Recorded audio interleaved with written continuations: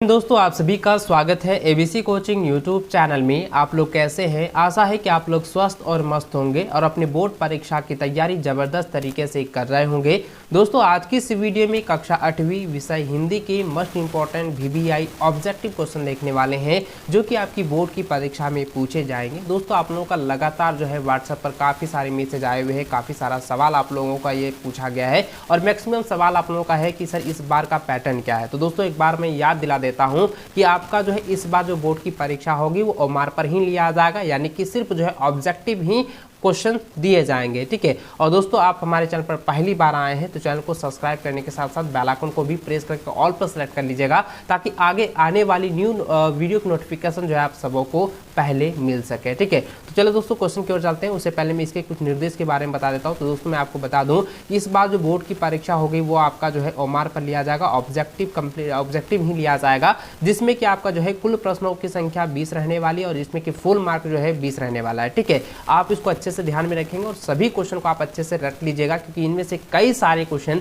100% जो है बोर्ड की परीक्षा में पूछे जाएंगे। तो चलो दोस्तों क्वेश्चन की ओर चलते हैं। तो देखिए सबसे पहला क्वेश्चन आपका एक गद्यांश दिया गया है जिसको मैं आपको पढ़ के यहाँ पे बताता हूँ। ठीक है। देखिए गद्यांश में दिया गया है कि स्वयं झरने से भी ज्यादा खूबसूरत मालूम होता है झरने के आगे की घाटी का दृश्य, पहाड़ों के बीच एक पतली सी नदी बहती जाती है, जैसे थर्मामीटर में एक पतला पारा हो। आगे भी एक पहाड़ मालूम होता है, ज्ञात होता है पहाड़ नदी को ललकार रहा है कि यहाँ तुम किसी प्रकार पार होकर मेरे आगे जा सको तो जानू। यहाँ पर नदी यूँ दिखाई देती है जैसे नदी के इर्द गिर्द पत्थरों का अंबार लगाकर उस पर झाड़ी उगाई गई हो। प्रकृति या परमात्मा ने अपने हाथ से यह सब किया होगा, अन्यथा मनुष्य जाति में इतनी सामर्थ्य कहाँ। सैकड़ों वर्ष में भी मानव के प्रयत्नों से शोभा के इस विशाल वैभव की सृष्टि कठिन है। तो दोस्तों इस गद्यांश को मैं अच्छे से पढ़ लिया हूं और चलिए इसके डायरेक्ट जो है क्वेश्चन की ओर चलते हैं और उसका आंसर भी मैं बताते जाऊंगा। आप इसको जो है अच्छे से कॉपी में नोट करते जाइएगा, इससे कई सारे क्वेश्चन आपकी बोर्ड की परीक्षा में पूछे जाएंगे और गद्यांश को आप लोग अच्छे से ध्यान में रखेंगे। ठीक है। तो देखिए यहाँ पे इसी से रिलेटेड एक यहाँ पे पहला सवाल दिया गया है कि झरने के आगे दिखाई देता है। तो झरने के आगे क्या दिखाई देता है? तो झरने के आगे जो है वो घाटी दिखाई देता है, पहाड़ दिखाई देता है और नदी भी दिखाई देता है। तो दोस्तों इसका जो सही आंसर क्या होगा? उपयुक्त सभी होगा। ऑप्शन नंबर डी जो है इसका सही आंसर होगा। ठीक है, याद रखेंगे। अगला क्वेश्चन जो है ऑप्शन नंबर 2 में दिया गया है। क्वेश्चन नंबर 2 है कि नदी को कौन ललकार रहा है? तो नदी को जो है वो जो है पहाड़ ललकार रहा है। तो कौन ललकार रहा है? पहाड़। यानी कि पहाड़ कहता है कि नदी को कह रहा है कि देखते हैं कि तुम कैसे पार हो जाओगे। ये नदी को न ललकार रहा था पहाड़। तो इसीलिए दोस्तों ऑप्शन बी जो इसका सही आंसर होगा। अगला क्वेश्चन तीसरा नंबर दिया गया है कि झरने की शोभा के इस विशाल वैभव की सृष्टि किसने की है? तो इसका आंसर क्या हो जाएगा? ईश्वर ने की है। यानी दोस्तों क्या हो जाएगा? प्रकृति या परमात्मा ने। ठीक है। तो ऑप्शन नंबर जो है सी जो है इसका सही आंसर होगा। इसको अच्छे से आप लोग कॉपी में नोट करते जाइए और परीक्षा से पहले 100% आप लोग याद कर लीजिएगा और आप हमसे वादा कीजिए, नीचे कमेंट करके बताएं कि जी हाँ सर हम इसको अच्छे से तैयार करेंगे, रट लेंगे। ठीक है। आप मुझे कमेंट करके जरूर बताते जाइएगा ताकि मैं भी देख पाऊँ कि आप लोग भी अच्छे से मेहनत कर रहे हैं। जिस तरीके से मैं आप लोगों को जो है इंपॉर्टेंट क्वेश्चन प्रोवाइड करा रहा हूँ, जिस तरीके से मैं तैयारी आप लोगों को करा रहा हूँ। ठीक है। आप भी उसी तरह से जो है आप लोग भी अपनी जो है लगन को बरकरार रखिए, अपनी तैयारी को जो है जारी रखिए। ठीक है। तो चलिए दोस्तों आगे देखते हैं। यहाँ पे दूसरा क्वेश्चन जो दिया गया है कह रहा है कि विद्यालयों के लिए प्रकाशित होने वाली पंख पत्रिका के संपादक को अपनी कविता प्रकाशित करने के लिए लिखे गए पत्र के छुटे हुए अंश को भरिए जो प्रश्न संख्या 4, 5 तथा 6 के रूप में बॉक्स में क्रमांकित है। तो यहाँ पे देखिए दोस्तों, यहाँ पे जो है ना विद्यालय को जो है एक एप्लीकेशन लिखनी है जिसमें कि जो है एक पंख पत्रिका में जो है अपना जो है कविता यानी संपादक को जो है समर्पित करना है और उसमें अपना जो है कुछ छंद या कुछ छुटे हुए अंश को जो है आप लोग को यहाँ पे भरते जाना है। ठीक है। तो चलिए दोस्तों आगे बढ़ते हैं। तो देखिए यहाँ पे जो है दिया गया है सेवा में। आप इसको अच्छे से समझते जाइएगा। देखिए यहाँ पे क्या लिखा है? सेवा में उसके बाद लिखा है संपादक महोदय, पंख राज्य परियोजना परिषद झारखंड, विषय कविता प्रकाशन हेतु। तो सबसे पहले यहाँ पे चौथा नंबर जो दिया गया है, ठीक है, यहाँ पे जो ऑप्शन क्या होगा, तो आप इसको मैं यहाँ पे जो है ऑप्शन के साथ भी आप लोगों को बताते जाऊंगा, ठीक है। चलिए आगे इसको थोड़ा सा ऊपर कर लेता हूँ। तो देखिए यहाँ पे सबसे पहले क्या लिखेंगे, देखिए याद आपको मैंने पहले भी बताया था, ठीक है, तो इसको जो है आप लोग अच्छे से याद रखेंगे। तो देखिए ऑप्शन के साथ मैं आपको बताते जाऊंगा। तो देखिए यहाँ पे डैश दिया गया चौथा नंबर, तो चौथा नंबर का क्या हो जाएगा, चौथा नंबर का जो है ऑप्शन नंबर बी हो जाएगा। यहाँ पे क्या हो जाएगा, महाशय या महोदय, ठीक है। यहाँ पे क्या लिखेंगे, महाशय मैं अपनी प्रतिष्ठित पत्रिका, ठीक है, प्रतिष्ठित पत्रिका, उसके बाद क्या लिखेंगे यहाँ पे पंख, ठीक है, पांचवा नंबर में क्या हो जाएगा, यहाँ पे हो जाएगा पंख, ठीक है, क्योंकि पंख पर ही यानी कि पंख पत्रिका में जो है अपना जो है कविता को प्रकाशन करना है ना, तो यहाँ पे पांचवा नंबर में क्या भराएंगे, तो यहाँ पे पंख भराया जाएगा, जो कि ऑप्शन नंबर आपका ए में दिया हुआ है, ठीक है। देखिए पांचवा का ए में आपका दिया हुआ है, ठीक है। चलिए अगला क्वेश्चन देखते हैं। यहाँ पे उसके बाद दिया गया है पंख का कई वर्षों से पाठक हूँ, मैं इस पत्रिका में प्रकाशन हेतु अपनी कविता नन्ही चिड़िया भेज रहा हूँ, यह मेरी, तो यहाँ पे क्या हो जाएगा, मौलिक, ठीक है, यहाँ पे क्या होगा, मौलिक रचना है, या मेरी मौलिक रचना है और अनंतर प्रकाशित नहीं हुई है, यानी कि किसी में भी अभी तक प्रकाशित नहीं की गई है।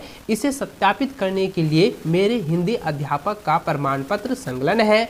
आशा है कि आप यथाशीघ्र मेरी कविता को अपनी पत्रिका में प्रकाशित करेंगे। उसके बाद यहाँ लिखेंगे धन्यवाद विश्वास भाजन आदित्य सिन्हा, कक्षा 8, राजकीय मध्य विद्यालय रांची, ठीक है। उसके बाद देखिए यहाँ पे संलग्न में दिया गया है कविता नन्ही चिड़िया और यहाँ पे दिया गया है हिंदी अध्यापक का प्रमाण पत्र, ठीक है। इस प्रकार से दोस्तों ये आपका जो है लेटर यानी कि एप्लीकेशन जो है वो कंप्लीट हो चुका है, आप यहाँ पे समझ गए होंगे। चलिए आगे बढ़ते हैं। अगला यहाँ पे देखिए दिया गया है नीचे लिखे गद्यांश को ध्यानपूर्वक पढ़िए और प्रश्न संख्या 7 से लेकर 8 के उत्तर सही विकल्प को चुनकर दीजिए। तो इस गद्यांश को भी पढ़ लेते हैं, देखते हैं यहाँ पे क्या लिखा है। लिखा है कि चाहे गाँव हो या शहर, एक पड़ोसी ही दूसरे पड़ोसी के सुख दुख में साथ देता है। वह जन्मदिन तथा विवाह आदि संस्कृति शुभ अवसरों पर हमारे सुख में निष्पट भाव से शामिल होता है और विपत्ति के समय भी वही हमारी दाहिनी बाह बनकर सहारा देता है। यानी कि दोस्तों जब मुश्किल घड़ी आती है तो दोस्त ही जो है वो सहारा बनता है, वो मदद करता है, ठीक है। चलिए यहाँ पे देखिए 7वां नंबर क्वेश्चन दिया गया है कि गद्यांश के लिए एक उपयुक्त शीर्षक चुनिए। तो गद्यांश के लिए आपको जो है एक उपयुक्त शीर्षक चुनना है। तो सबसे पहले यहाँ पे देखिए क्या लिखा है, चाहे वो गांव हो या शहर हो, एक पड़ोसी है एक दूसरे पड़ोसी का सुख दुख में साथ देता है। तो यहाँ पे क्या हो जाएगा, तो ऑप्शन डी हो जाएगा, पड़ोसी का महत्व, ठीक है। और 7 नंबर का आंसर क्या होगा, पड़ोसी का महत्व, ऑप्शन डी। अगला क्वेश्चन 8वां नंबर है कि पड़ोसी हमारा साथ कब देते हैं। तो पड़ोसी जो है हमारा साथ तो जो है सुख में भी देते हैं, दुख में भी देते हैं, जन्मदिन हो या विवाह दिन हो वो उसमें भी देते हैं, यानी कि दोस्तों उपयुक्त सभी में देते हैं, ठीक है। तो यहाँ पे हो जाएगा ऑप्शन नंबर डी जो है इसका सही आंसर होगा। चलिए अगला क्वेश्चन 9 नंबर दिया गया है कि छोटा जादूगर शीर्षक कहानी में बालक के किन गुणों को उभारा गया है। तो इसका आंसर क्या हो जाएगा, ऑप्शन डी हो जाएगा, सही विकल्प। सभी विकल्प क्या है, सही है, यानी कि साहस को भी दर्शाया गया है, स्वावलंबन को भी दर्शाया गया है और मातृ सेवा को भी दर्शाया गया है। तो इसलिए दोस्तों इसका आंसर क्या होगा, ऑप्शन डी जो है इसका सही आंसर होगा। इसको कॉपी में नोट कर लीजिए, इसको उतार लीजिएगा, ठीक है। चलिए 10वां नंबर क्वेश्चन दिया गया है कि पथ की पहचान शीर्षक कविता में कवि पथ की पहचान करने कहता है क्योंकि, तो इसका आंसर क्या हो जाएगा, सफलता प्राप्त करना आसान हो जाता है। तो ऑप्शन ए जो है इसका सही आंसर होगा। अगला क्वेश्चन 11 नंबर दिया गया है कि अशोक का शस्त्र त्याग शीर्षक एकांकी का प्रमुख पात्र अशोक कहाँ के सम्राट थे। तो इसका आंसर क्या हो जाएगा, ऑप्शन नंबर बी हो जाएगा, अशोक जो था वो मगध के सम्राट थे, ठीक है। तो ऑप्शन बी इसका राइट आंसर होगा। अगला क्वेश्चन 12 नंबर दिया गया है कि अमरूद को पेड़ या अमरूद का पेड़ शीर्षक पाठ में अमरूद का पेड़ अंततः काट दिया गया जिसका कारण था। तो उसका कारण क्या था, अंधविश्वास, ऑप्शन ए इसका सही आंसर होगा। अगला क्वेश्चन 13 नंबर है कि राम का भरत को संदेश पाठ किस महाकाव्य का अंश है। तो इसका आंसर हो जाएगा ऑप्शन सी हो जाएगा, रामचरितमानस, ऑप्शन सी इसका सही आंसर होगा।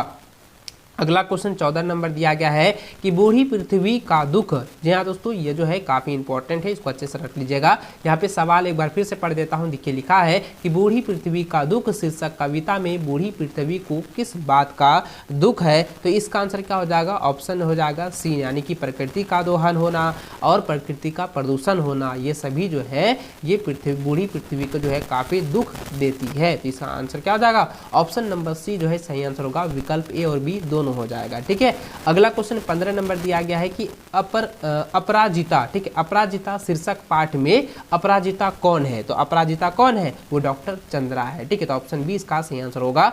अगला क्वेश्चन जो है यहाँ पे देखिए 16 नंबर दिया गया है कि भीगी बिल्ली बनना मुहावरे का अर्थ है। तो भीगी बिल्ली का मुहावरे का अर्थ होता है डर जाना। तो ऑप्शन ए इसका सही आंसर होगा। अगला सवाल है कि परोपकार का संधि विच्छेद है। तो परोपकार का संधि विच्छेद क्या होता है? आप मुझे कमेंट करके बताएं, मैं बार बार इसको बता चुका हूं। ठीक है, चलिए मैं इसका आंसर बता देता हूं। परोपकार का संधि विच्छेद होता है पर जोड़ उपकार। ऑप्शन बी इसका सही आंसर होगा।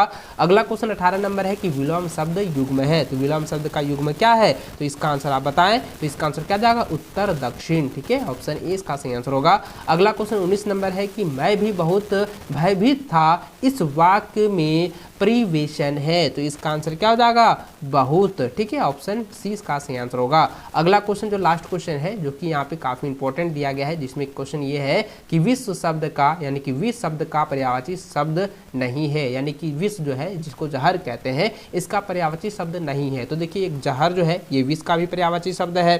ठीक है, और गरल भी पर्यायवाची शब्द है और हलाहल भी पर्यायवाची शब्द है। लेकिन यहाँ पे क्या कहा गया था कि पर्यायवाची शब्द नहीं है। तो दोस्तों इसका आंसर क्या हो जाएगा? ऑप्शन डी हो जाएगा। अमी जो है ये पर्यायवाची शब्द नहीं है। ठीक है, तो इस तरीके से दोस्तों आपके बोर्ड की परीक्षा में भी 20 क्वेश्चन ही दिए जाएंगे। 20 क्वेश्चन को आप लोग अच्छे से तैयार कर लेना। सभी क्वेश्चन को, जितने भी वीडियो में आप लोगों को 8वीं के हो या 9वीं को हो या 11वीं के, सभी क्लासेस का जो है वीडियो आप लोगों को प्रोवाइड करा रहा हूँ। प्लेलिस्ट को एक बार चेक कर लीजिएगा, सभी का वीडियो आप लोगों को मिल जाएगा। ठीक है, और जितने भी क्वेश्चन मैं आपको बता रहा हूँ उनको अच्छे से आप लोग जो है रख लीजिए।